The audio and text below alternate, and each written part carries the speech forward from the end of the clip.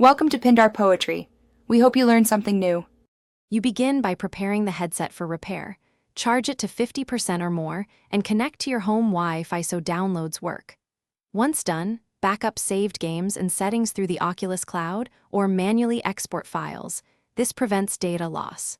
Next, open the Oculus mobile app and pair your Quest 2 using the pairing code. This establishes device control. Make sure to keep the headset nearby and verify the app shows firmware version before proceeding to the next corrective steps. Now you handle the complex middle steps.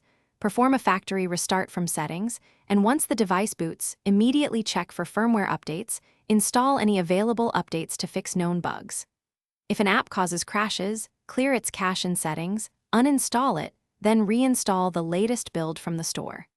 For controller issues, remove the controller from paired devices, hold the designated button combinations to reset, and then repair them. These actions resolve most software and pairing faults when done. Finish by running a full power cycle. Power off the Quest 2, wait 60 seconds, then power it back on to clear residual states.